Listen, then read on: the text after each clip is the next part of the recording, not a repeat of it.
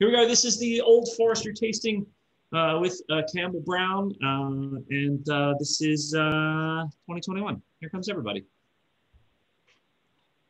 Well, Hey hello guys, everyone. welcome. Tom Wilson, you have a lovely nose. It's a lovely nose you've got going on that. There you are. Hello. People coming in. Jim Albright. People are coming in. You can unmute yourselves for a little while. Once we get started, we'll mute you down for a little while and then unmute people as we have questions and things. Unless any of you get out of hand, then we'll mute you again. But feel free to unmute yourself and say hello and welcome. Hey, how you doing? John Farrar here. I'm trying to get my audio on here, my camera. All right, you sound great. Good though, John. You sound good. Your audio is working. Yeah, I got to get the camera working on it. Hello, everyone. Jim. Francis and Mark, thank you both for hosting this. Really appreciate it. Oh, lovely to have you. Lovely to have you. Nice. Did anybody else do the Scotch tasting that we did besides Jim? Just seeing if there's additional. Yeah, this is Joe. I did that Scotch tasting in New Brunswick. It was great. Well, did you do the Zoom the virtual one? You did the virtual one, no.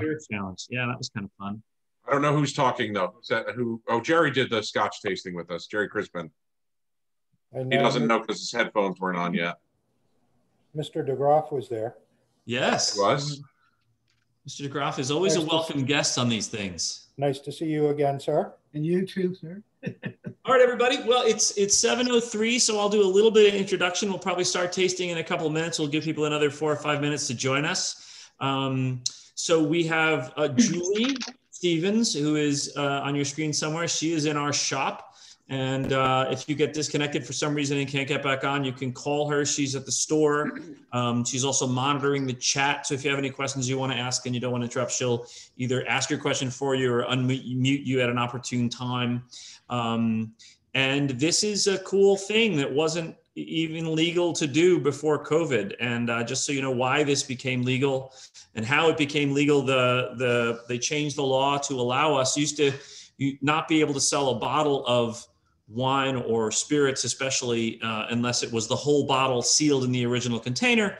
And when they rewrote the law to allow restaurants specifically, not liquor stores, but restaurants to sell cocktails to go, it allowed us to sell stuff in a different container. And so that's how we're able to do this. Who knows how long it will last? So I think we should really take advantage of this. This is the second spirits tasting we're doing.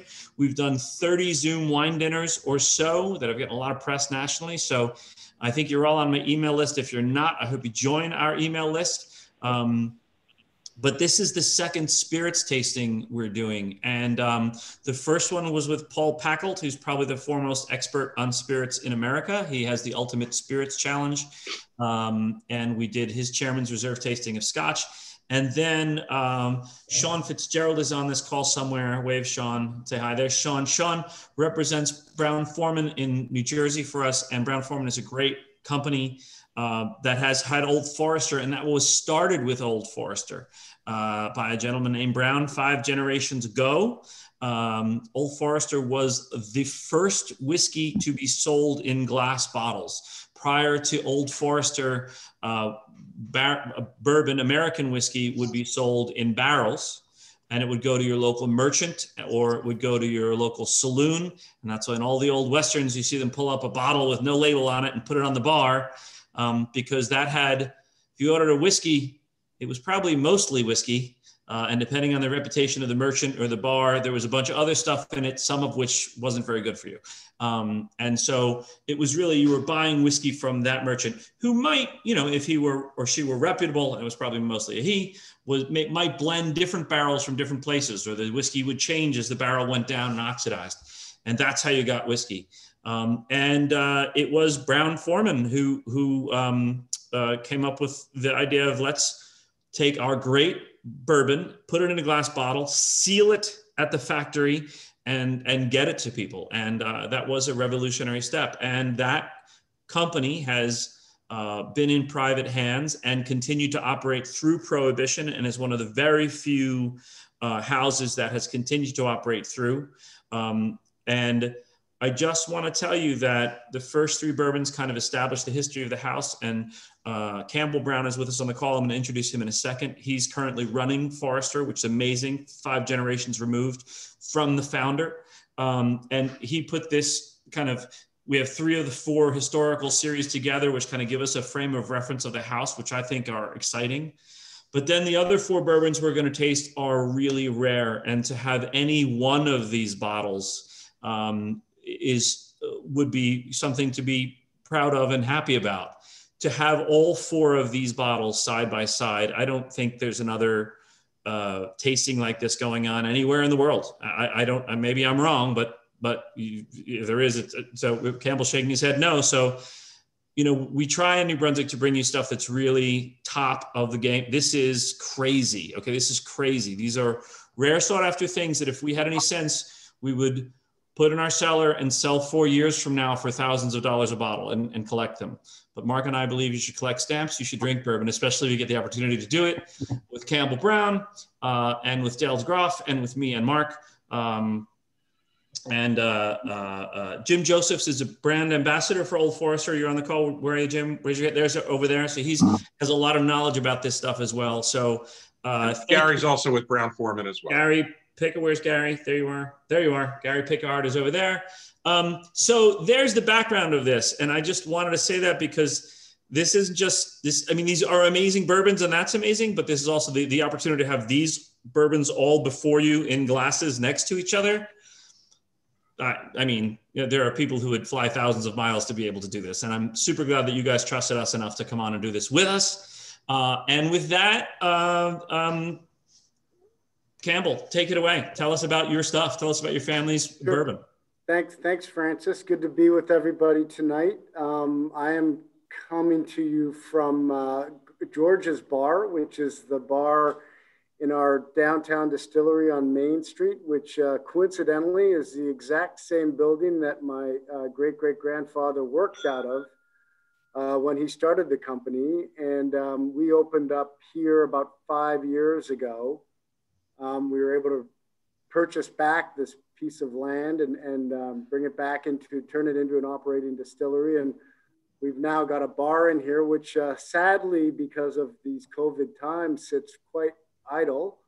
But I'm happy to be in here tonight. And I've been able to steal all of the good stuff because of this great idea that you all had in New Jersey. So this was an easy one for me to commit to. Didn't take a lot of thinking. In fact, you all have it a little bit better than I do because they didn't leave me any birthday bourbon. So I'm going to double dip on some 150.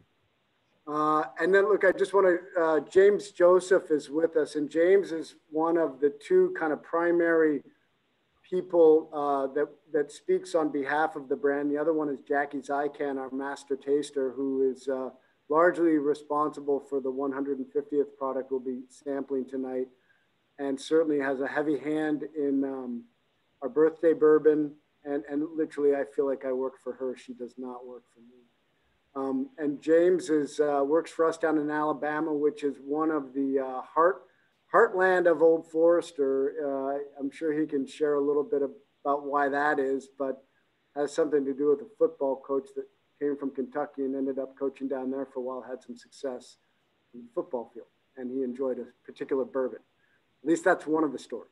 And so I guess tonight we're going to start with 1870. I'm more of a storyteller. I'm not really, I don't have a cultivated palate like James does. I don't know what marzipan tastes like. And so I wouldn't be able to tell you the flavors and scents and things that you're picking up.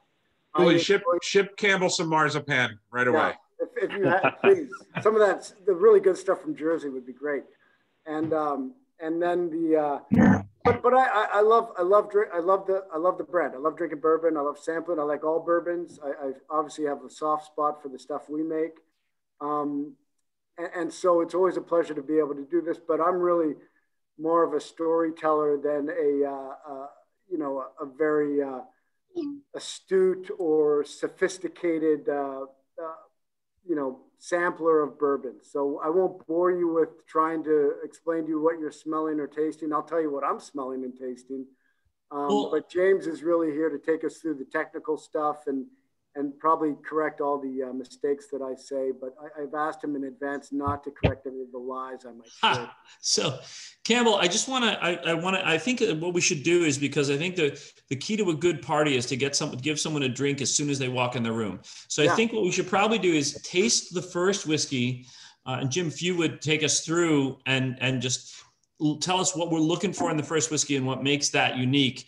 And, if you take us through the whiskeys, but I think, Campbell, I understand that you were kind of instrumental in putting this historical series together, because this didn't always exist. Yeah. These mark different eras of the Brown Forman story and of the old Forrester story. So can we taste the first one? Oh, and before we begin, I just want you to know what glasses I'm using. I began already. What? I said it's too late. I began already. It's all right. You said it's time to taste, and I tasted. By the way, you've paid for it. If you're just going to fire through and chug them all, you feel free to do that. You know what I mean? We're going to go a little slower, but you can do it any way you like. So this is a Glencairn glass. I recommend having these. I enjoy these for analytically tasting wine. When Dale and I taste spirits together in judge spirits, it's usually out of Glencairn glasses, but it's not necessarily what I want to drink spirits out of most of the time. Often I like a straight-sided glass to drink a spirit out of, but I will tell you that you may have seen these before. These are Janses Robinson wine glasses, which I think have revolutionized the world of. So Francis has disappeared for a moment. Huh? You disappeared for a moment. Oh, I'm here. Sorry. It's revolutionized the. It's revolutionized the wine glass. The Janses Robinson wine glass is amazing. Yes, we sell them, but you can buy them other places as well. But don't tell me if you do. But what we found is that for many, many spirits, especially spirits that aren't sweet, the Janses Robinson wine glass, it's a winner, absolute winner. So talk to us about this first set of bourbons. James, why don't you kick us off, and then I'll get into some of the backstory. Yeah, let's talk a little bit about what we're looking for in this one. And then, Campbell, take it away on the story, because I think that's really probably one of the most important parts of this particular expression. But so 1870 original batch. Man, this expression has a really special place in my heart. It was the first expression that I had tasted in the Old Forrester, catalog portfolio back in 2013. That wasn't 86 proof or 100 proof. And I'll never forget the first time that I ever cracked open this bottle. I was working at a bar in my hometown in St. Louis, and, I'm thinking to myself, man, Old Forrester's got this new product. I'm super excited. I cracked it open.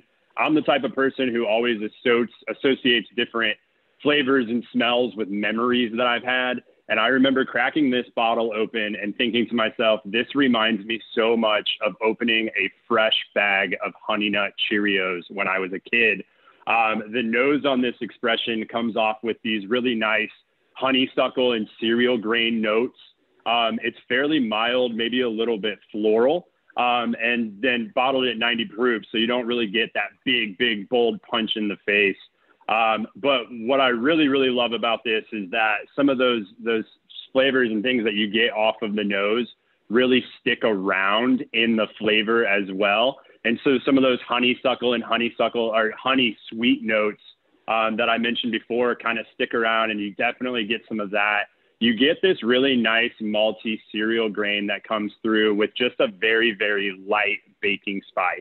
And so if you've had Old Forrester products in the past, you might already know this, but the mash bill on all of Old Forrester bourbons is 72% corn, 18% rye, and 10% malted barley. And when I mentally think about what flavor profile that mash bill kind of would put out, this is very, very close to what I kind of think of. It is subtly sweet. It has very light baking spices and black pepper spices that are coming from that little bit, or that pretty heavy rye that's in there. But this particular expression, like I said, those malted cereal grains really, really linger in.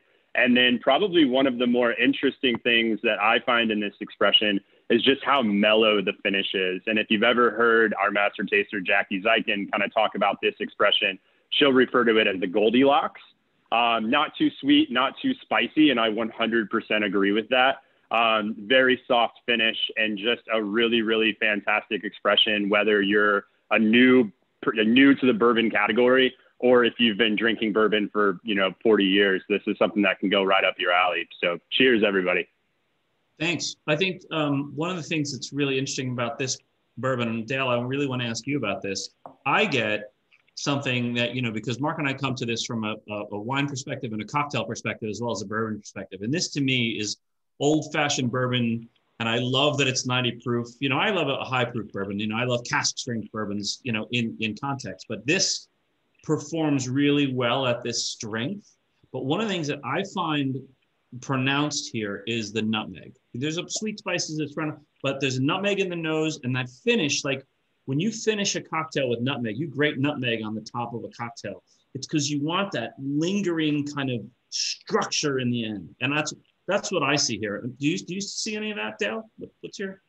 I mean, the idea that it's got a real old-fashioned whiskey taste, you're exactly right. To me, the rye is very pronounced, which you expect from those, early bourbons when the rye was, present, to say the least, and the pepperiness of it. But I understand his Goldilocks, that soft finish. There is a real glow in the back of the throat with this whiskey at the end, which is quite lovely. I even get a little sort of a baked apple kind of wonderful thing at the very, very end of this. But there's also, right up front, you're getting all the American whiskey stuff. You're getting a little touch of coconut. You're getting the American wood notes. It's all there. It's a nice package, as it were. A little ashy, a little sawdusty. You're finding those notes in here that we who like to drink American whiskey and talk about those things notice. But it's a lovely whiskey, and I love that the proof it's coming in at. I was one of those people old enough to remember what whiskey was like when it was all 86 proof, and I was certainly pissed off when it went to 80, like everybody was. They pulled the wool over our eyes, and nobody noticed. We noticed, Dale. I know you get a lot more money. I want to suggest, if you want to, you can, something that we do with a lot of spirits, I do with almost any spirit. I always want to taste a spirit straight like that. And then I always introduce a little bit of water. There are a number of reasons that you would introduce water. You don't have to, and some of them don't benefit from it. But if you add just a drop or two of water, you will cause a catalytic reaction, which pops the nose and changes the nose, sometimes in ways that maybe you don't like. Often opens floral notes and softens things. So when I put in water, I put in water like, a couple of drops. But I remember I learned how to drink bourbon at the kitchen table with Colonel Elmer T. Lee back in 1994. And Colonel Lee always drank bourbon at about 40 proof.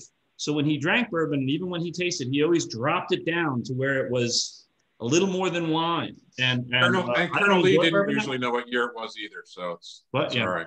But I don't particularly enjoy bourbon that way, but there's a couple things you can do with water. One is a couple of drops of water will cause the nose to change, and that's, radically, and that happens with most spirits. But then you can actually add water, and you might want to drink it at 80 proof or 70 proof, or have a couple ice cubes in it and let that melt down a little bit. That's, that's up to you. I wouldn't do that. For me, I'll tell you, and I just added a drop of water. I like this better just right out of the bottle. I think as we get to some of these 125 proof things, that our minds may change. But you'll notice that if you add a little bit of water, that kind of it's a little more floral, a little less, hard edges around the side, but it changes it. And it's. I'll tell you what I just saw when I did it is I lost some of those rye notes that were pronounced in the initial when I first tried it. I lost a little bit of that, and like I said, I preferred it without the water. James, what's your tasting choice there? So with this particular expression, I'm with you. I like it right out of the bottle. I do find that when you do add a little bit of water, whether it's just a couple of drops or even adding a cube, you get a little bit more dilution. You do get some more of those floral notes that come through, but I do think it kind of takes away a little bit of the prowess that's there. Mm-hmm. Now, like you said, when we get into some of these higher proof things, absolutely, 100%. Water is going to go a long way. And I've always been told this little saying when it comes to those higher proof things. high proof bourbons can sometimes mask imperfections in the bourbon. And so adding a little bit of water can really help you see what's really going on in the higher proof stuff. But with this one being at 90 proof, I think it's just absolutely fantastic right out of the bottle. No need to do anything for me. But you know what? It's your bourbon. Do what you want with it. And I'll leave you with that. Well, and I just want to tell the both of you that growing up Irish, I have a bunch of relatives who drink whiskey right out of the bottle, and it means something very different than what you're talking about. It's a very different thing. So before we go on to the next, clarify that one. Before we go on to the next bourbon, while we go on to the next whiskey, and James, you can tell us about the next whiskey in a minute. Campbell, why don't you tell us about this series and tell us the story of what this series represents? So, I mean, Dale was talking earlier before we had everybody on here, but Old Forrester for years was just kind of hanging around. And we had tried some different things to get, the brand back in the conversation and get people's attention, but really outside of a few pockets, and some people that really understood and like bourbons, it had really become irrelevant in many respects. And it wasn't me, frankly. I was actually on the sales side at the time, but the clever people in marketing started to look at this we're celebrating our 150th anniversary this year, which has turned out to be a little bit different than what we had hoped or planned. But we wanted to kind of begin to innovate around Old Forrester. And so we looked at the timeline and what happened. And so 1870 was the year that we started. And at that time, George was a pharmaceutical salesperson, was very disappointed and discouraged and frustrated by the inconsistency of quality that he was prescribing to people. He's here in Louisville, Kentucky. He decides to kind of create his own little product. And so he didn't actually distill Old Forrester in the very early days. He was a rectifier, but had good relationships in town.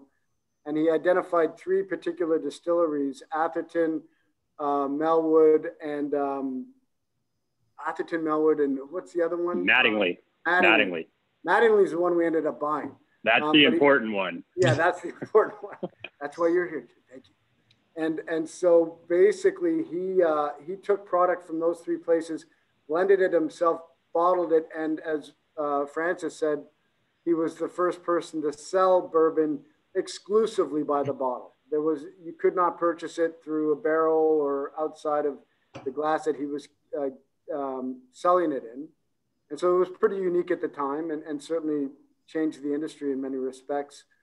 So when we wanted to honor that process, we decided to we identified three different warehouses and different locations within those warehouses. Our warehouses, almost all of them are heat cycled warehouses, so we can manipulate the temperature and trick the whiskey into believing it's the dead of summer in February. And so based on the floor and the location and the actual warehouse, we have very different tasting barrels. And so the original first batches of this, we picked 7 barrels from one warehouse, 7 barrels from another warehouse, 7 barrels from another warehouse, blended them, proofed it down to 90, which was the original proof that George offered Old Forrester in 1870, and called it 1870, the original batch. And that was our tip of the hat to his very, very first exploration into bourbon selling. And this is what we're kind of drinking now. Obviously not the same, but it's trying to kind of replicate what he would have been doing as a blender. And then what happened? And then what happened in 1897? Well, then you had the Prohibition. You had the not Prohibition. No. You had the Bottled in Bond Act. Yeah. And so well, I do want to talk a little bit about bottled in bond and what that means and how it's kind of become trendy again. But I want to taste the bourbon first. So why don't we taste the bourbon? Just a quick question, if I could throw it in, Campbell.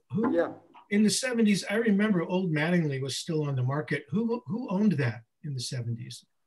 In the 70s, because I had it at bars, Old Mattingly. Yeah, we didn't own that trademark. Someone picked it up and started making it. Somebody must have picked it up. And as you know, there were so many different different brands, and actually we see so many of them coming back right now too. Yeah, nice. All right. Like we did with King of Kentucky is an example of one that was dormant, dead, and then we brought it back in a very small batch presentation. So James, are you going to do the bottled and bond? Yeah. So this, again, another really unique expression in this series here. And Campbell will take a minute here shortly and tell you a little bit why the Bottled and Bond Act was so important to the history and what would kind of evolve over time with Old Forester. But this is bottled at 100 proof. It fits all of your bottled and bond regulations that kind of go along with that.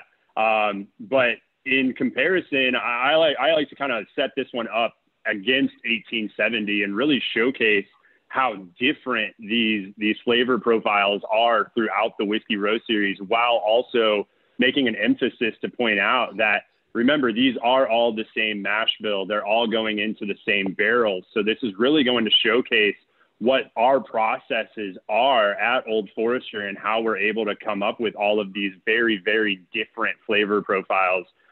Right off the nose on this one, I think one of the big things that you're probably going to notice is how much more of that mature oak you get through right off the nose. You really get that influence from the barrel. You guys had mentioned with 1870 that it kind of has that old school bourbon flavor. And to me, this one really has what I kind of think of as that traditional high heat bourbon flavor. At 100 proof, you're going to get a little bit more bang. You're going to get a little bit more oomph. But you're also going to get some more of those traditional leather and tobacco notes. And then the baking spices on this one are going to come in very, very heavy. And so we kind of talked before with 1870, we had a little bit of black pepper. We had the nutmeg. We had the clove. Try to find how much more prominent those baking spices are in this, particularly the black pepper and the nutmeg. Coming through with this. It is a very, very powerful, very herbaceous bourbon. And then the finish on it, a little bit longer than the 1870, obviously a little bit higher proof. It's going to linger in that chest for a little bit longer. But it also is going to kind of continue to evolve, and some of those kind of sticky sawdust, oak flavors are really going to remain and linger after the end. A very, very fun bourbon. If you're a Manhattan drinker, give this a shot in a Manhattan, because it'll absolutely knock your socks off. At least it does for me. But it's very interesting considering that, having 18% rye, I really find the rye in this to be very, very prominent, and definitely kind of be the star of the show in this particular expression. I think one of the things that you see here that's really interesting is it's being 50% alcohol, 100 proof, 50% alcohol. It's really angular and serious. And I like the water in this one a lot, just a little bit of water. But what you also see here is there's kind of a core of like baked apple fruit, which, and there's a big difference between having a core of fruit and being sweet. And this is not all sweet, but it has this core of like, it's an apple pie, baked apple fruit in the center that I adore.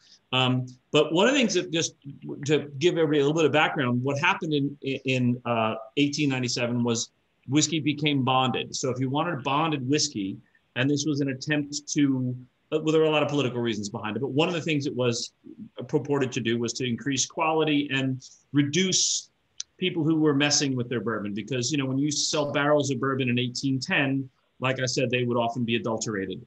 And so if you wanted bonded whiskey, the government said, okay, bonded whiskey is 50% alcohol. So you're not getting cheated. It is put in a bonded government warehouse with the door locked, and that lock had 2 keys, and the distiller had 1 key and the government agent had the other key. And so you couldn't mess with it, which was another thing that was actually a mark of quality.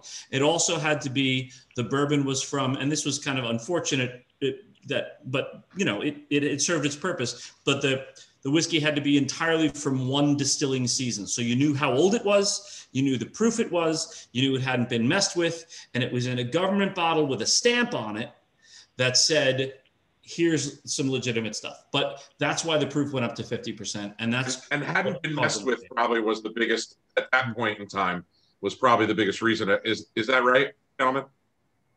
Dale weigh in, Campbell weigh in, anybody? What was the question again? Just about the whole bond, when bonded whiskey came to be. I mean, do you have any insight on that for us? Well, I mean, I know it drove George Garvin Brown nuts. You know, in his mind, he was doing everything right and appropriately and delivering a very good quality product in a consistent way. But yeah, I think that, you know, at that time you had all of these, you know, all the problems that was going on in food manufacturing and quality. So it wasn't just a whiskey thing. It was kind of across manufacturing of food and production of food and how people, what was making them sick, and the quality and just the environment in which stuff was being made for human consumption wasn't very, I don't think we would have been pleased.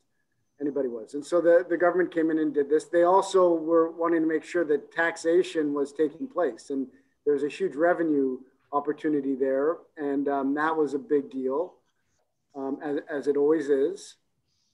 And so there was certainly a revenue play in it. And I think that's really the predominant driver is trying to get some ability to understand what was out there, who was making it, and when it would be available. What I always find interesting is, you know, as people are looking for these dusty bottles today, you know, we dropped the bonded categorization on our 100 proof.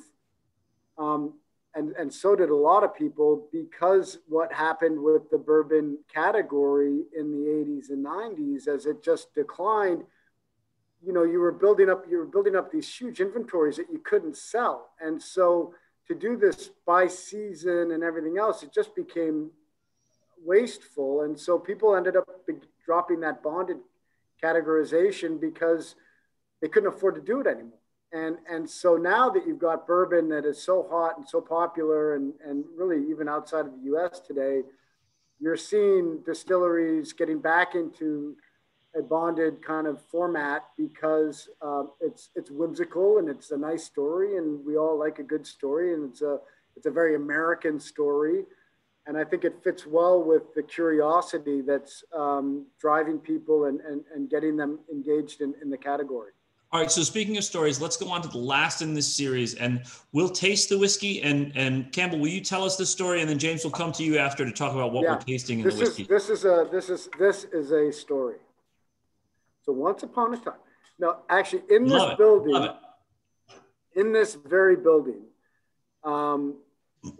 we've had two fires. One fire happened about a week before we were going to start construction on renovation of this. Another one happened in 1910, and Owsley Brown at the time was leading operations here, and there was a fire, and it was a big enough fire that they were getting ready to, I think, bottle some bourbon here. They had to remove it and take it off of wherever it was the line was starting, and they had to put it in. Get it out of the system and put it back into barrels. And so they put it back into any barrels they could find, and they removed it from the premises and just kind of forgot about it. You know, the fire was extinguished, nobody got hurt. You know, months later, they get these barrels again, and they're beginning to bottle it. It comes off, and Owsley Brown tastes it. And it doesn't taste anything like Old Forrester. And he's like, well, shit. So I don't know if he said that. But he said, hey, we can't put this out as Old Forrester. So they called it Old Fine Whiskey. And so again, as we're looking at our kind of timeline to drive our innovation strategy, we decided to tip our hat to that moment in time. And so and as we all know today, secondary barrels is quite an interesting trick to do, and it really does deliver a beautiful experience on the palate. And so this is our version of a double barrel, and so our barrel. I'll let James talk about what we do differently, but we do a second barreling here. Now, like the crazy thing is, like, how many crazy stories have we heard or have we bought into about bourbon? And, you know, we found this recipe back in the shoebox under a bed in an old barn, or, you know, mostly bullshit. Mostly bullshit. Yes. Yeah. And so, you know, you've got like story after story, and it's just like, come on, man, why? You don't have to go there. You don't have to tell this story. And like, even we have so many stories, and thank God we've got some people that, like Jackie Zykan, who we've talked a little bit about, she would never let me like try to fudge a story or come up with some marketing way to sell something. It's got to be real and authentic. And so what I like to do is show everybody that this is actually one of the bottles that had the 1910. This is from that year. My cousin Mac Brown actually found a case of this stuff in his father's basement when he passed away. And we have it on display here, and it's called Old Fine Whiskey. And it's from that fire. And so this stuff happened, and there's articles about the fire that occurred that week, and it was in 2 different barrels, and it was on the market for a little bit. So we like to also say that we were the very first double-barreled bourbon in the world. I love it. I love it. And so that's our double-barreled story. You know, so James, you want to take us through the whiskey? Yeah. If any of you have, when you taste this, if you've ever had a bourbon in your life that tastes anything like this, please tell me, because I personally just think this is one of the most unique bourbons to ever hit the market. It is a completely new experience. It is one of the most sought after whiskeys that's, you know, out there today. That is, you know, for the most part, readily available and actually affordable. But yeah, so one of the things that I really love about this, and so, you know, some of you probably don't know this about me, but outside of bourbon, I love rum. And I really find a lot of very interesting characteristics in this particular expression that remind me a lot of a really nice aged rum. The viscosity on this is absolutely insane. And if you have enough of it to kind of hold up side by side, you can see how much darker this is in color. Going through that secondary barreling process, we extract so much more sugar from that second barrel. And that second barrel is very, very important because it's not just the normal barrel that we use on all of our other bourbons. This is a very unique barrel that has been heavily, heavily, heavily charred. And a lot of times I've had people ask me, you know, is it level 4? Is it level 5? Well, it's none of those, because at Brown-Forman, we actually own our own cooperage. So we're able to make a unique barrel that's very proprietary just to us. And so to kind of give you a little bit of a visual, think about being in a cooperage, and we're you know, charring these barrels. We're going to leave it under that flame until it's about to catch on fire and then pull it out. And that is really going to add a lot of caramelized sugars. It's going to add an additional layer of filtration for this expression. And so you'll find that in the flavor profile that this has. And so right off the bat, it's very sweet. It has a lot of these toffee and caramel notes that are going to come through. Again, that viscosity on it is going to be very thick and syrupy. It has some nutty characteristics to it. Some have said, I've heard people say hazelnut. I've heard people say almond. You definitely get a lot of that nutty notes that are coming through. And then finally, the finish on it is absolutely beautiful.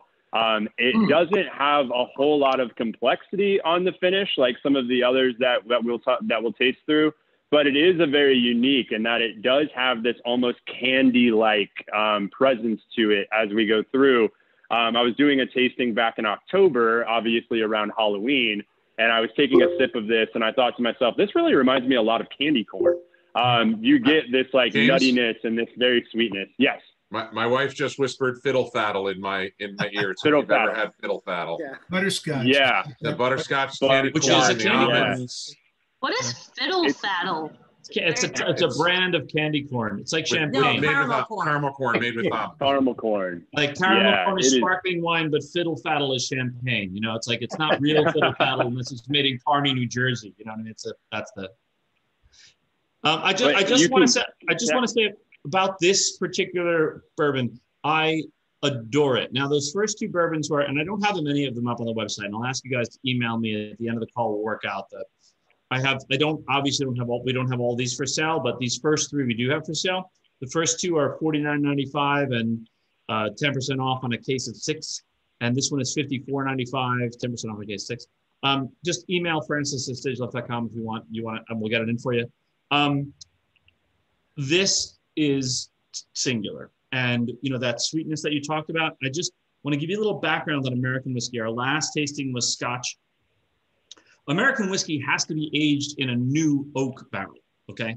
That's, so a lot of other whiskey producers around the world you can put it in a new oak barrel for a year and then put it in older oak barrels, but it has to spend some time in a new oak barrel.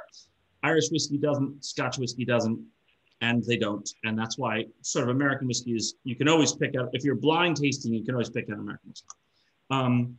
The level of char, he would talk about what level 1, 2, 3, or 4, that's probably a light toast to a heavy char. And especially in a new oak barrel, you're taking the resins inside the barrel, you're caramelizing them. You're actually turning starch into sugar. That's what you're doing when you're burning it. And you're also creating charcoal, which does kind of an interesting filtration. People are still writing PhD theses on what happens inside a barrel with the level of char. But I just want to point out how special it is to have a cooperage on site. We can send a man to the moon. We can send a spacecraft to Saturn. But we don't have a machine that can make a watertight oak barrel yet. So every barrel that's made for wine or whiskey is made by a cooper. And as you might imagine, there aren't as many coopers now as there were in 1855, So to make these barrels with hoops and staves and aged wood by hand, they're incredibly important to wine, but they're even more important to whiskey. And so I just think this is, and the mistake that all expensive bourbons make is they age it too long and they put it in too much new wood and they don't know how to manage the whole thing. And what we talk about all the time with making great whiskey or even great wine that has a lot of oak, it has to be a great enough spirit to digest that new oak and that heavy caramelization and still be awesome. So if you put a lesser whiskey in a barrel that this was in, you would taste oak barrel alcohol, and what I mean? And so it's amazing. I love the oak and the caramelization and all that, but I love it because it fits in the context of the whiskey. James, you spoke about the mash bill earlier, and I think that it's really important that a whiskey like this kind of have some guts in the mash bill there, right? If it were 100% corn, this whiskey wouldn't be the same as it is here, and I don't think I would enjoy it as much. Absolutely. You have to have that depth, and having that unique, or not unique, but having that mash bill that has a bit of variety to it is really going to offer an opportunity to really have some interesting flavors that come through and not be as monotonous and boring as something that might, like to your point, to like 100% corn or something along those lines. Okay, we've established. So, yeah, we've definitely. Now we wanted you to taste Old Forester. We wanted you to see kind of what Old Forester is about. So we tasted through some of these Whiskey Row bourbons, which you should all have in your house, by the way, and make Manhattans out of all of them. But it is now time for the main event. Okay. So here's my question, though, and Campbell and James, I'm going to ask you this: should we do the birthday bourbon first, and then the 350-year iterations? I think the 150s first, unless you want to argue with me. But I tasted them already, and I say we leave it up to Campbell and James. What do you guys think? What's first? Your show. No, your bourbon. My vote would be go 150s and finish off the night with a cheers to George Garvin Brown with birthday bourbon for all that he's done. And there's only one vote that counts. More than and just from saying that, I already like James more than I like you, Francis. By the way, I don't even get in the top 10%. All right, so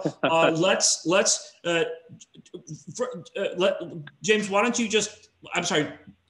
Campbell, will you just give us a brief what these are all about, and then James, will you take us through them? Yeah. So basically, as I mentioned, we're celebrating our 150th anniversary. Obviously, you plan for these things, and so even before I got in my role, Chris Morris had put away a bunch of wood, and we aged the wood that we would ultimately use to create the staves that were used for the barrels the 150 barrels that we used to make this product.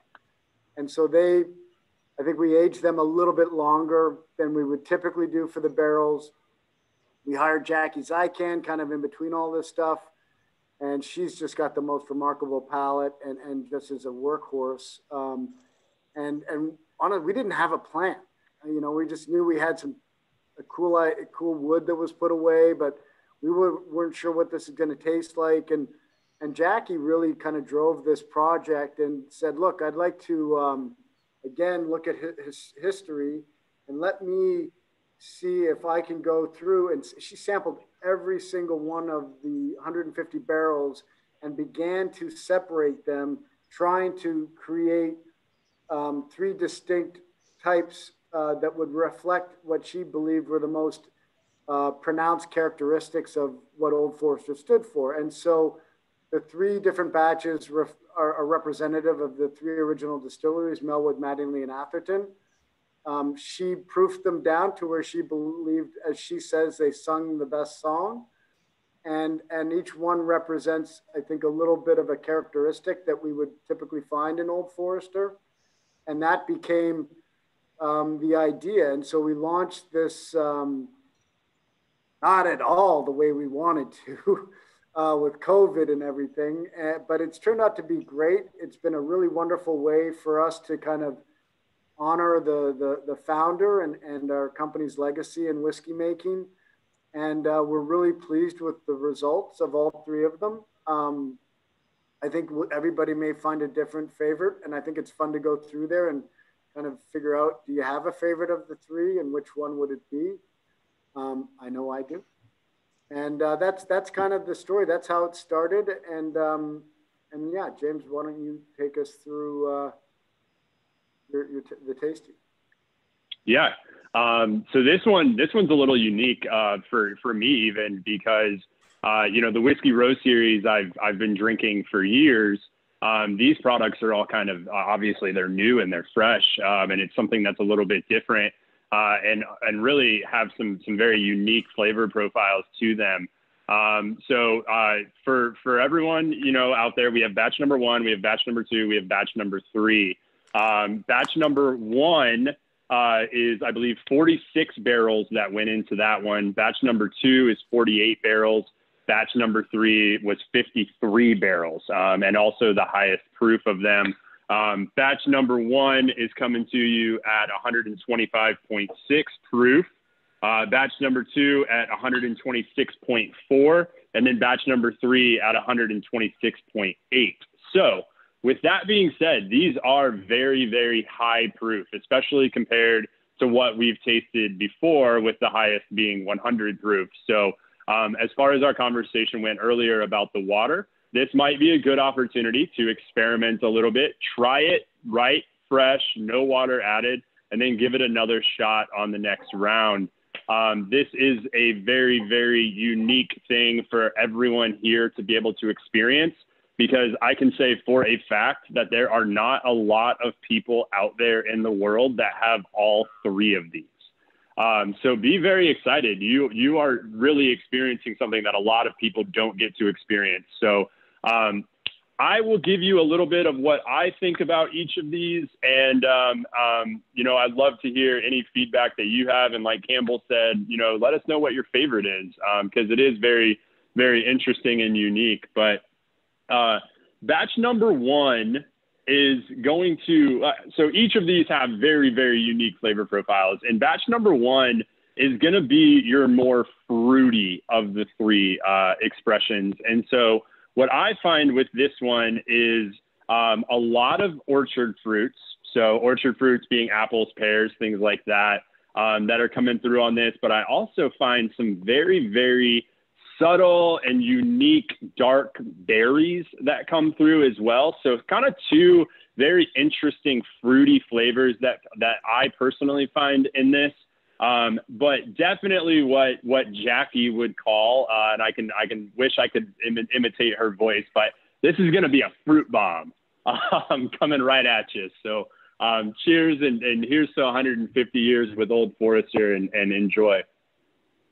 It's got this amazing peppermint finish. I saw that little note down here, and it's true. It finishes minty, like pepperminty. It's very weird.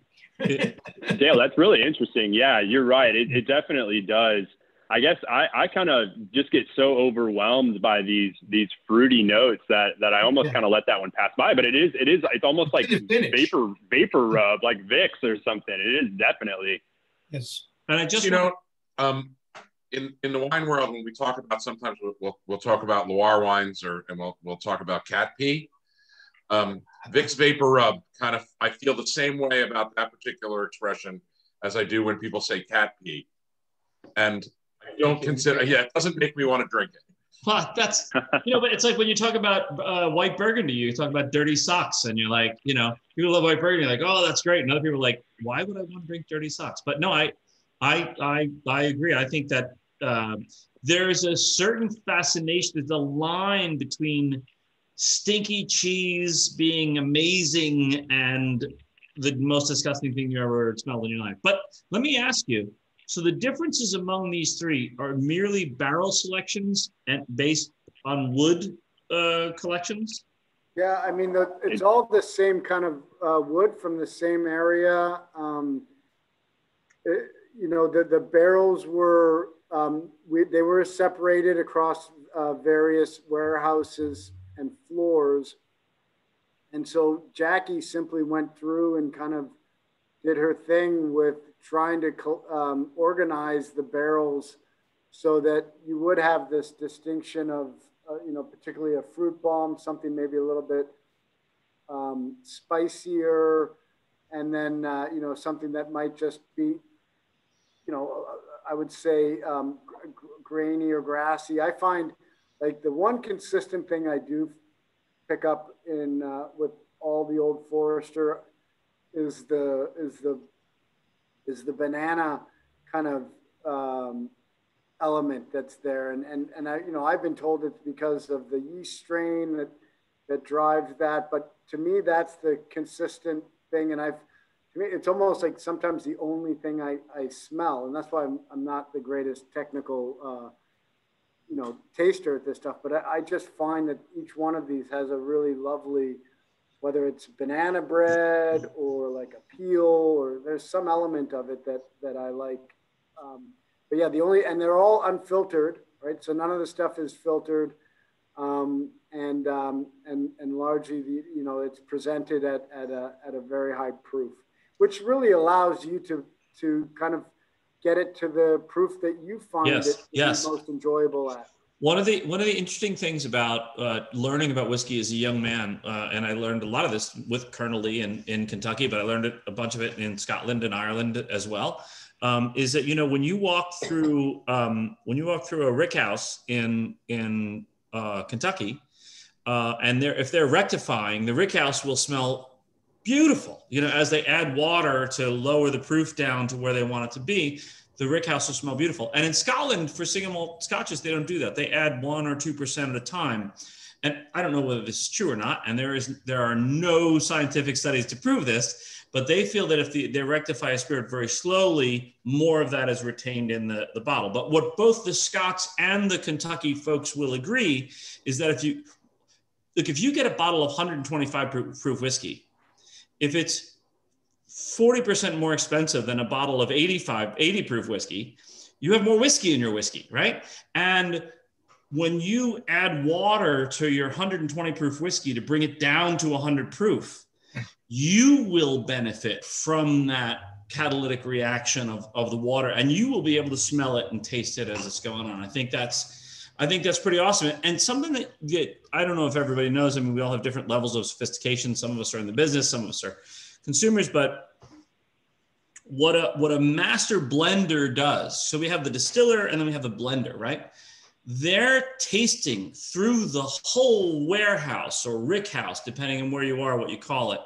And they have in their heads and in their notes and in their computers how each individual barrel is doing, because the cool thing about these handmade barrels, and they're all handmade from individual trees, which all differ, and they behave differently. And we don't know exactly why. Again, there are people writing PhD theses on what's happening in there, but that whole rick house full of barrels, when you walk in there, each of those is different. And what the master blender has to do is, if you're going to make Maker's Mark, I need to pick, 250 barrels that will taste the same as the last 250 barrels. But if I'm making something like this, I need to pick some barrels that are going to make something really interesting, because every barrel is different and we don't even know exactly why. And that's why this is an art. And this is the height of that. Sorry to go off a little bit with you guys. But anyway, go on to the next whiskey. Sorry. So number two, very polar opposite to number one. This one to me comes off as a lot more earthy. You get a lot more of those grassy and almost mossy like notes that come through. And I think that's really kind of the shiner through this. It's a bit more spry. And you find that it has a little bit of a more like a little bit more of like a stronger tannic structure. It's very dry. It's very almost gritty in a way. Very, very much very pleasant. But you find some of these hotter notes that kind of come through, and something that really, in comparison to number one, is again just a very unique flavor profile. And to kind of echo what we were just saying, it really demonstrates Jackie's skill at being able to pick up on these key flavors and understand, I need to put this many of these barrels together because they're going to work really well, versus the other batch that was just absolutely completely different. There's a dark Luxardo cherry thing happening here, right in the center of this, that is just lovely. I mean, it's luscious. Yeah. And I don't know where that's coming from, but it's so nice. It's kind of in the heart of the center of my tongue. Francis, you were talking about the blending thing. I had the good fortune to blend a barrel with Lincoln Henderson of Woodford Reserve, and when he gave us 10 barrels to taste. We were allowed to pick 3, and after, it was me and a journalist, and after we picked 3, and we got to split the barrel, he came in and he said, "Okay, you got your 3?" We said, "Yep." He said, "Okay, now I want you to tell me how much of each you want in your barrel." And he said, "But before I leave, I want to tell you, the one you like the best is the one you should use the least of. Just saying." And then he walked out of the room. So you told me this story, and Mark, I think you had walked away, but we went up to Hudson, Tuttletown Distillers in upstate New York, where they make Hudson rye whiskey, and we went up there, and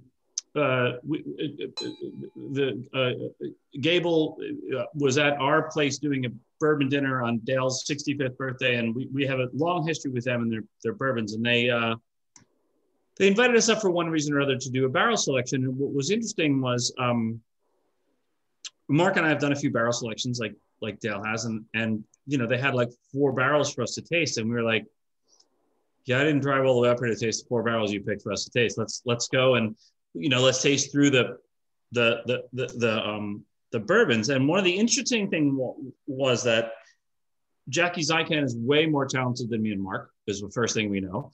But the second thing is, we picked 2 different barrels of whiskey there that each on their own were good, but when you blended them together, they were phenomenal. And so whenever you came to the shop, I tried to sell you 2 bottles of whiskey because you would have them together. And I tried when shortly after Dale came into the bar, and he tried the one, and he told me that story about how the one you like the most in this blind tasting is not the one you should have the most of. And he told me that story, and he said, and obviously you guys didn't listen to that story because this is completely unbalanced. But then when we had them both together, one was this way and one was this way, but together they were great, but nothing approached the complexity of being able to balance dozens of barrels to make this. You know, this is crazy. So why don't we go on to the third, James? Let's knock out number 3. So I'm going to go ahead and preface this. This is my personal favorite of all of the 3. And the reason for that is I've always found Old Forester to have something about it that the initial flavor of a lot of the Old Forester expressions is sweet, but then the finish on it will become slightly spicy, or in some cases, very spicy. And that's what this one does for me. It has a lot of complexity where on the front end and on the nose, I find some more of those richer caramel and toffee and dark chocolate notes that add to a little bit of sweetness.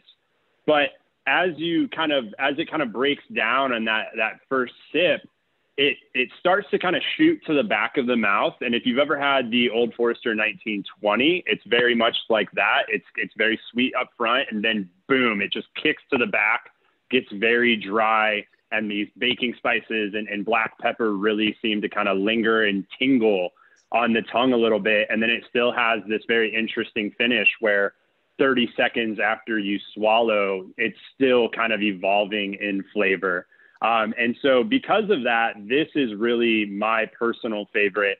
On the front side, we find those sweeter notes, but then there is this complexity to it where those baking spices and some of those heavy, bolder, drier notes really come through with a more complex finish than the other 2 prior to it. Not to say that either of those are not complex. This one is just significantly more complex. And like I said, just for me, as someone who just loves a bourbon that challenges the palate, this really hits me at home as something that I take my first sip and then I can't wait for the second sip. And then after the second sip, I can't wait for the third sip because I'm still trying to figure out what's going on. And each one kind of offers another note or another little hint into what I'm ultimately going to find.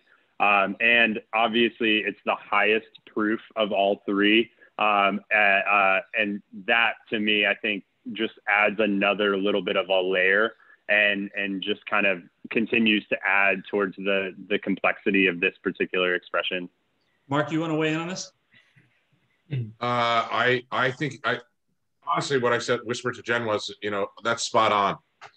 As you hit the front palate, you get kind of, you think you're going to get what is a, sweeter style of bourbon. And as it goes to the back of the palate and finishes, you get this cool, dry, herbaceousness that is so different than what you were expecting as you first started tasting the whiskey. I think it's really cool. Dale, can we get your It's got the complexity of a village mezcal where you keep getting more and more layers on top, like vegetal, and then you're getting these herbal, and then you're getting, it's just blowing the top of my head off. It's really I have to say that these 3 bourbons were amazing. First of all, I liked all the first 3. The third of the first 3 were fantastic. And these 3 were, so it's like, Mark and Dale and I are pretty jaded people. We get to taste a lot of bourbon in the world, but this is a special moment. This is a stop traffic moment. And I'll tell you, one of the things that's interesting is there were 3 things that were said of this that are striking. One is the vegetal sort of mezcal kind of desert kind of thing that's going on. And Mark also talked about that brightness that I would say is kind of a pine menthol kind of brightness that lifts the whole thing. And Campbell, I swear to you, we are sending you some marzipan from Toledo, because what this has throughout the whole damn thing is marzipan, which is an almond sweet from the north of Spain, primarily in Toledo, just north of Madrid. And there's like shitty marzipan that you can buy, which is just like maple sugar candy. This is marzipan. It's this heavy, thick thing throughout that goes through the whole thing and continues on to the finish, which gives it weight. And the most important thing you can say about a wine or a spirit or, I don't know, anything, art, music, a Quaker chair, a shaker chair, it's unique. And literally, I've never tasted anything like this. And in the finish of this, it's like, you know, mezcal finish is smoky. The char of these barrels really does bring smoke. I mean, if you're a cigarette smoker, you know what I'm talking about. You get that char thing in the back of your throat with these American whiskeys that you don't get with any other whiskeys in the world. And this one especially, it has that finish in the back of my throat at the end of smokiness, you know, that comes right straight from the char in the barrel. And but it's balanced, like, you know. Alcohol. It's but that out, you know. But don't you find, Dale, that sometimes that can be out of balance? I mean, you can get that, but to get that and have it be part of a greater whole. I have time to decide if this is balanced because it just keeps hitting you with another flavor after another flavor after another flavor. This is way beyond balanced. This is like... well, every sip just kind of punches you in the mouth and you're just waiting for the next round so you can take your beating again, but in the best way possible. I have to, that may be the favorite bourbon that I've come across, and it's in the top 5 of the last couple of years. It's amazing. It's amazing. So, Campbell, will you introduce us to birthday bourbon? And this is not just any birthday bourbon. This is the 20th anniversary of birthday bourbon. So this is the birthday of birthday bourbon. And I misspoke. They did leave me a bottle of birthday bourbon, those idiots. Aha! Yeah. God bless them. Campbell for the win. Yeah, a whole bottle. Like this is really, it's really above and beyond. Thank you for inviting me to do this, by the way. Thanks for coming. You make it. So, yeah, I mean, birthday bourbon, first of all, this came around, 19 years ago. I think we did 1 year where we had 2 releases. And it was done because of what I alluded to earlier, that Old Forrester was was quickly becoming a forgotten brand. And so Chris and a guy by the name of Mike Herring, who recently retired, came up with a PR idea, and they had some, obviously, because we weren't selling as much as we used to, we had some aging inventory, and they introduced at the time a 12-year-old version of Old Forester. It was from a single day of production, and it was released on the birthday of George Garvin Brown, September 2nd. And if you hear Chris Morris tell the story, he absolutely threw up when marketing said they were going to call it birthday bourbon. I mean, he just thought it was the worst possible idea ever imaginable. He was embarrassed and not a happy camper, but it stuck. Haha, Chris, sometimes you are wrong. And so it's now like, and you would have been able to find the, years of birthday bourbon sitting on people's shelves that it wasn't selling. It was very expensive for Old Forester. Nobody was really kind of in the world of collecting at that point. And now today, it's a bit of a nightmare. Like the worst time of the year for us is when we release this thing and it goes on allocation and you get all sorts of hate mail. You never do it right. It's an awful, awful experience to be a part of. Well, Campbell, I want to make you feel a little worse right now. Thank you. So we only got one. We got our 1 bottle, and we've allocated it out to all of these people. One ounce at a time. So now we don't have any for us. Well, and you know what? Now you have my cell phone number. I know that. You may have some leverage for next year's release. Excellent. So yeah, look, I mean, I've been a part of this for a while. I remember actually, I was, when we had the 15th, this is a kind of a cute, funny story. Right when I got in the job, we were doing the 15th anniversary. We had a big deal in New York, and we flew to New York, and we did a flight tasting of every single birthday bourbon that had been released. And 2 weeks before that event, I was on vacation up in Canada in Muskoka on the lake. And I got on a boat with a flip-flop on, and I fell and I broke my jaw. And so my jaw was wired shut. And they're like, well, I guess you're not going on the trip. I'm like, there's no way I'm not going to New York and doing a flight tasting of birthday bourbon. I'm going. I love it. That's so I went up there, and I was able to drink it through a straw. So, James, this is a 10-year-old version. it's the lowest proof we've ever introduced, and you know, I think it's great. It's making me say, "Wow!" How's that? James, you want to talk us through the tasting? Yeah, I mean, this particular expression of birthday bourbon is like, it's like a tropical vacation in your mouth. I know we're in the middle of January, you're in the Northeast, it's cold. Take a sip of this and just imagine you're hanging out on a yacht outside of Puerto Rico or something like that. This just has so many it's coconut, pineapple, banana, like that the most tropical you could possibly get out of a birthday bourbon is really coming through on this. 98 proof, so it still holds up on its own, but has a little bit of room to kind of play with it a little bit. If you want to add a little bit of water, you can definitely do that and kind of bring out some more of those big, bold Caribbean notes that are going to come through. But it's to me, really just like a tropical fruit bomb, Jackie would say, fruit bomb, and so delicious. And, you know, every year birthday bourbon's different. Some years it's a higher proof, some years it's a lower proof, some years it's spicy, some years it's sweet. This kind of hits on a totally different level, and is one of those birthday bourbons that, although I only have this much left, I might have to give Campbell a call and see if he's got one hiding somewhere for me that I can get another. Well, I only have this much left. Yeah. I also have a really, really funny birthday bourbon story, if you don't mind, and just kind of show, because Campbell said, you know, years ago, a lot of people didn't even know what this product was. They didn't even know it existed. You could walk into any retail store in the middle of March and just find 3 or 4 bottles sitting on a clearance rack. So I believe it was 2015. I'm working at a bourbon bar. 2014, 2015, something like that. I'm working at this bourbon bar, and we took this small party, but we didn't really do reserved seating and stuff like that. So we told them, you can have your wedding party here, but we're going to take a $2,000 minimum. And so they get through their entire meal. They've only spent like $800. And so the server goes up to them and they're like, look, you guys have to spend at least $2,000 or you're throwing that money away. If I were you, I would start ordering the most expensive things that you can find and enjoy yourselves.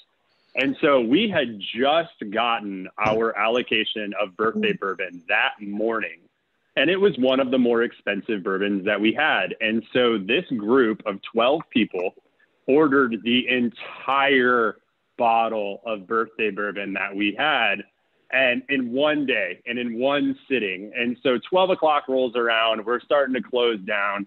I walk over to the table and I notice that there's about 8 glasses of 2-ounce pours of birthday bourbon that have not been touched.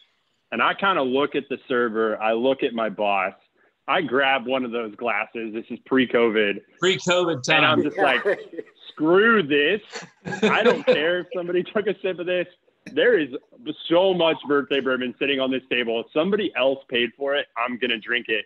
And we actually sat there and we enjoyed the rest of our night with each having a glass of that birthday bourbon.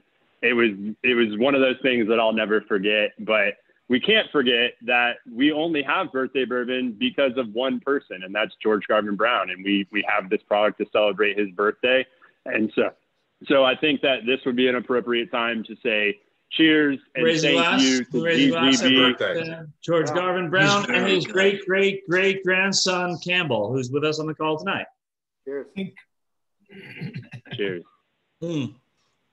Well, one of the things I want to do is I want to say special thanks to Sean Fitzgerald and Gary Pickard, who a lot of the stuff that you have, the little swag, earphones and the packets that were all put together, and the pen and the pin and all the stuff, and the tasting mats came from these guys. So I really appreciate you guys, and you know, making this even more special than just the bourbon tasting. Campbell and James, great job taking us through this. I think Francis and I are probably going to stay on the call a little bit longer, but for anybody who wants to chat, Why don't we open up the mics, Julie, for anybody who wants to ask you guys a question before we send them away? Before we do that, and we're not going to send them away, they can stand with us if they want, but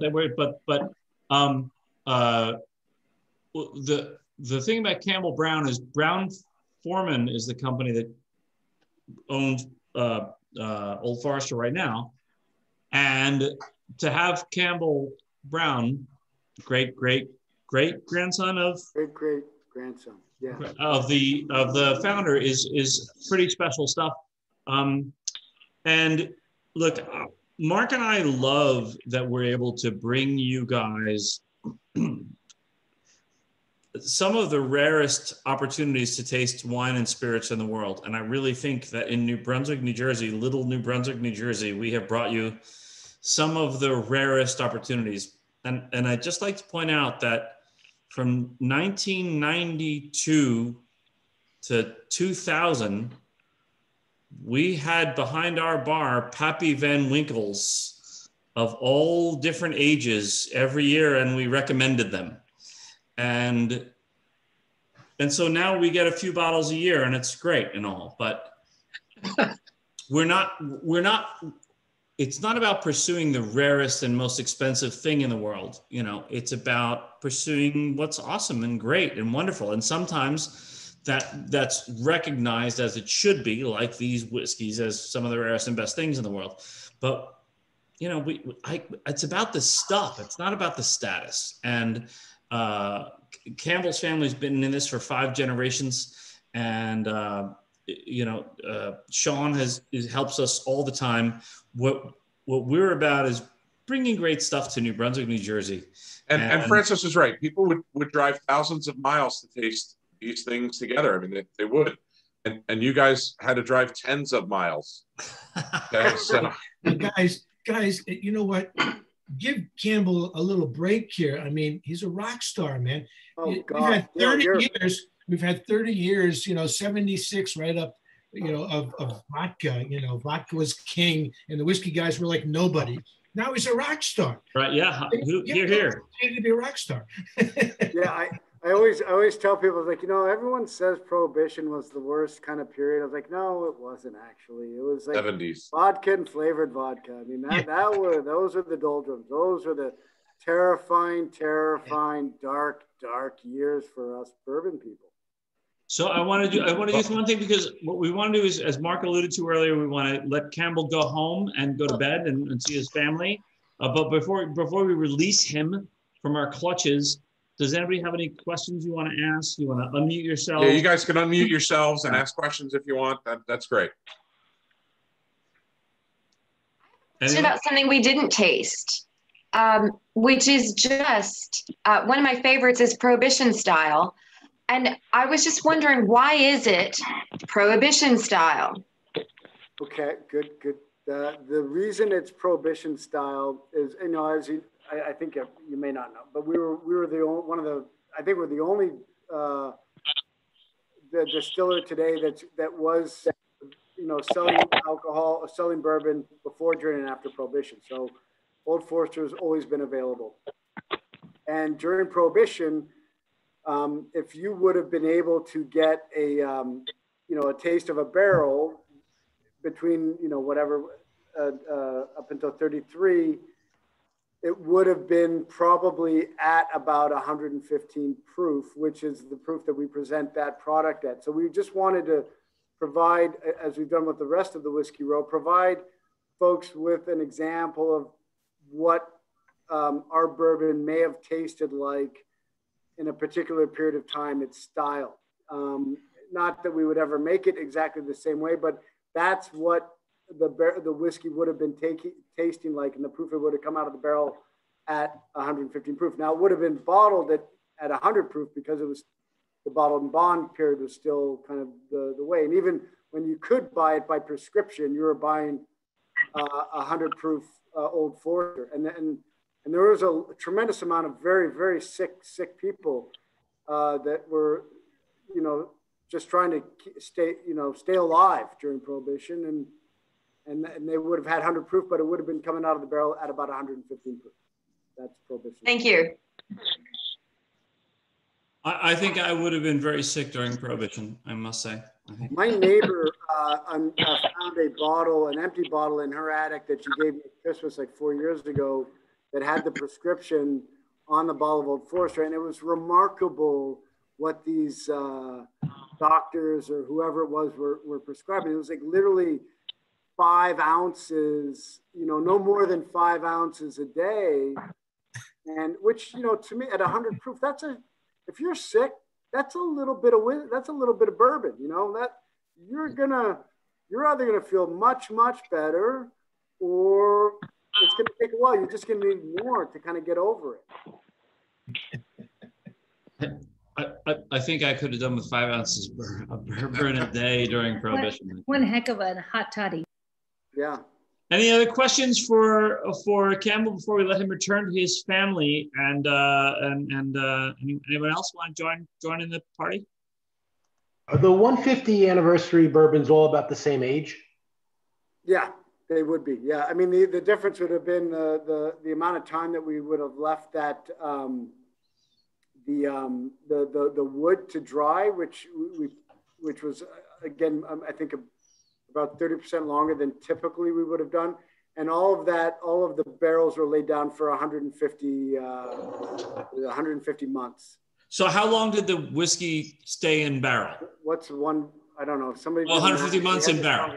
12 and a half years. 12 and a half years. By the way, and I know, you know, the funny thing about it is when you look at aging spirits, aging whiskey in Kentucky is different than aging whiskey in the cold of northern Scotland in a humid environment, and is different than aging rum in Barbados, right? So a 3-year-old rum or a 7-year-old rum is a very old rum, and a 12-year-old whiskey is a pretty old whiskey, and a 12-year-old Scotch is, you know, about the mid-range of Scotch, you know. So well, I've got to correct myself. There was another product that we introduced for the 150th, which has not been made available for sale yet. That is 150 months old, but it's you can't get it yet.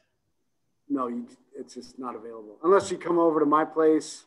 I'm on the way. I'll book a flight tomorrow. I'll book a flight tomorrow. You know, Campbell, I've just considered that an invitation.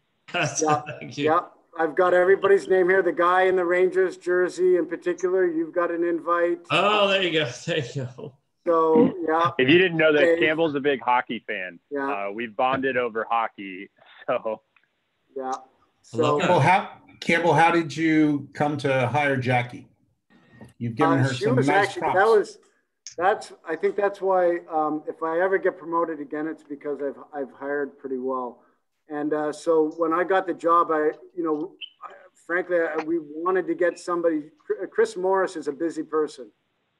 And I feel like Old Forester is a very particular brand that is a little bit more laid back and a little bit more casual and a little bit more everyday, but it's got a little bit of a swagger to it.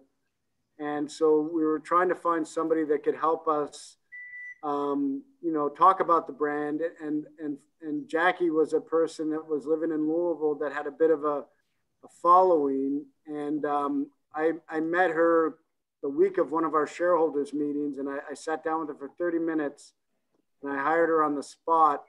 And then I found out she was also had a biology and a chemistry degree.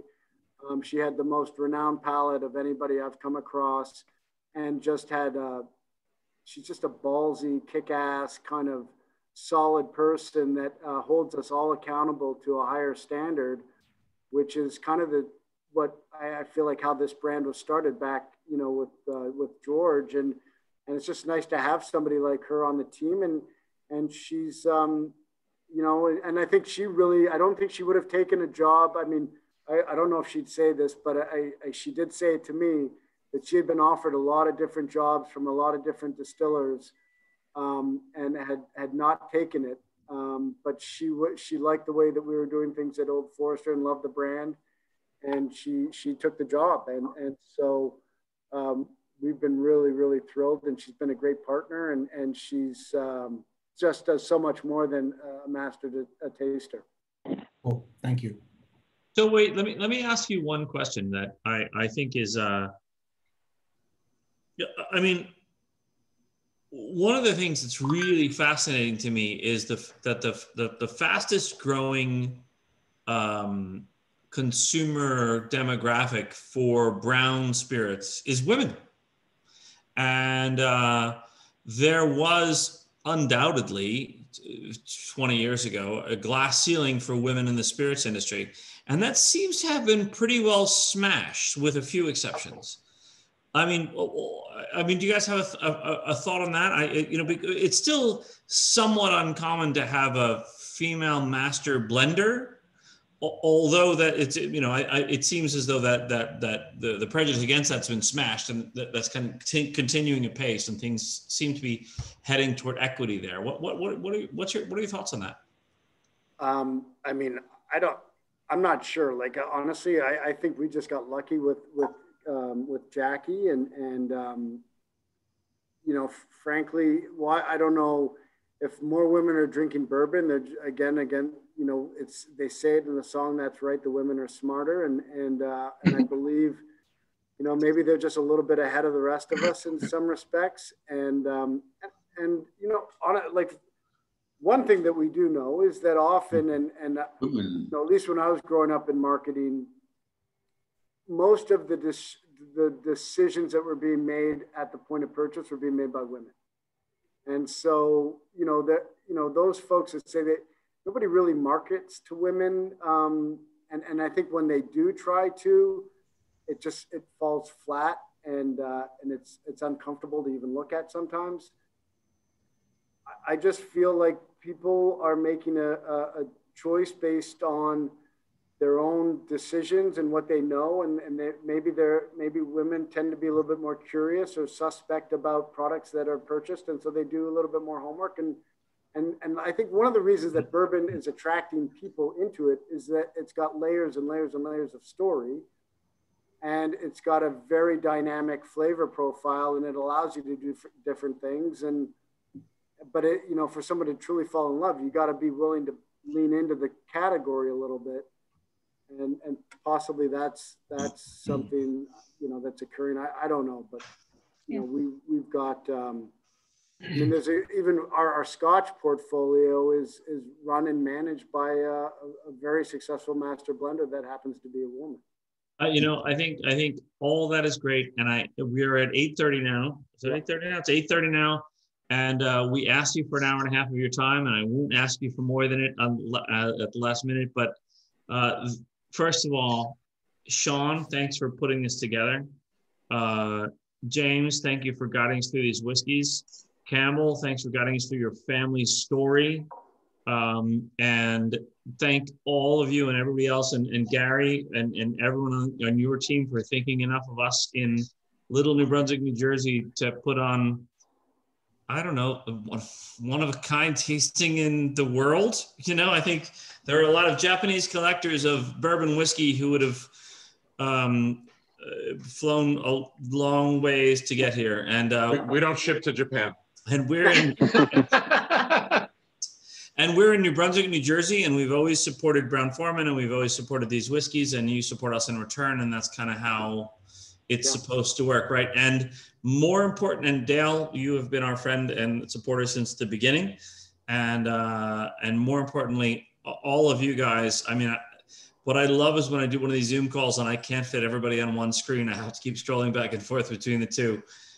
So we're gonna hang out here, and I'm gonna smoke this pipe because I'm an old man. Nice. And Campbell and James and Gary and Sean, you're welcome to stay as long as you like, but we're just gonna talk about nonsense for another couple of hours till everybody gets tired. But thank you.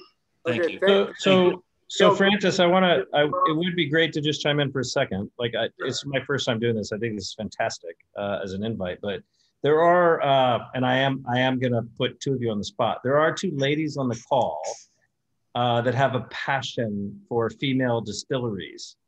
And we did a really fun sort of casual interview with them, and they've traveled the world and done some really neat stuff. And I'm not going to call you out, but both of you know who you are, and I'll call you out if you don't call yourselves out. But it's been a really fun Yeah. Yeah, I'm there. I'm there. Hello, everybody. I just want to say I'm super impressed with this. And I am somebody who has a women's distillers collection. So I have about 21 bottles of both bourbon, about 3 tequilas, a couple of gins from women all over the world. And I do think that it's an exciting time in this space. I travel a lot on business, and I'm able to pick them up as I travel. And I haven't been through Kentucky yet, but I'm waiting for COVID to finish so that I can go and do that trail. She's going to take her old man with her. Oh, my dad's here with me. I hope so. You should.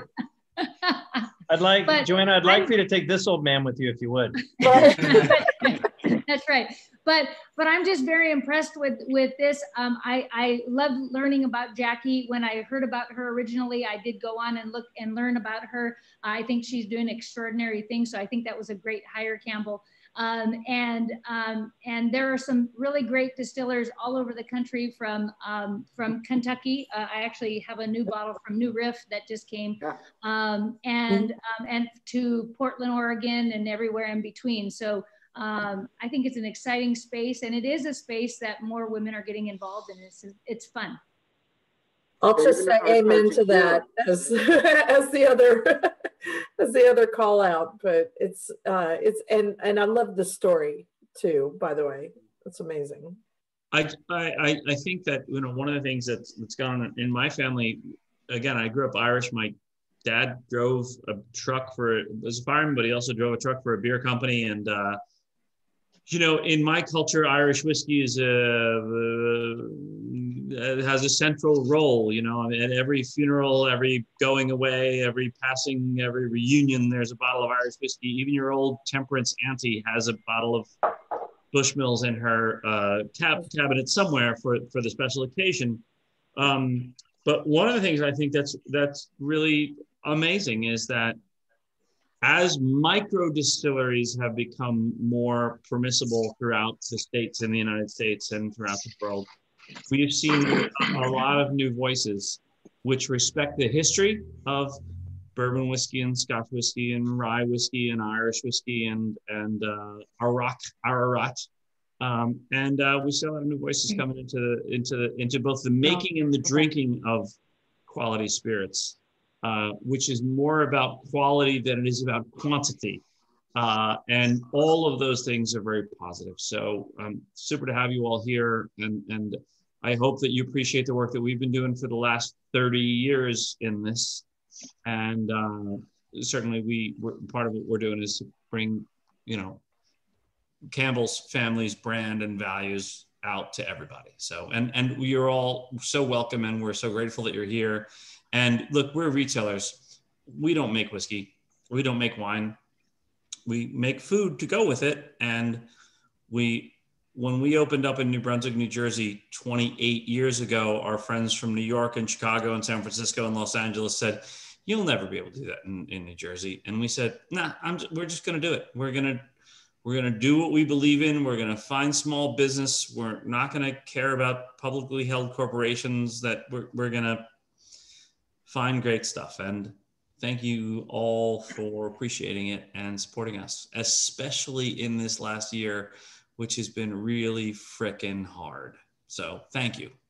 Thank you all, and have a great weekend. And frankly, this is great. Like, this is fun to do. I mean, there's not a lot of fun things going on right now, and I'm happy I was able to, you know, be a part of this, and great to see my friend Dale DeGroff, who I haven't seen in probably 18 years or something. Yeah. But just wonderful. Really nice night for me. So thanks you all. Thanks, James and Sean and Gary. Great to see you guys. And everybody have a great weekend. Go Rangers. Thanks very much, guys. Thank you. All right. Good night. Good night, sir. Night. Thanks, Campbell. Thank you. Good night, Sean, if you're on the way out. Good night. I'll be signing off as well. Thank you, Sean. Thank you, Gary, for setting this up and inviting me to come talk a little bit about the brand. Thank you, Francis and Mark, for letting me come and join you all. And Dale, thank you so much for just being Dale.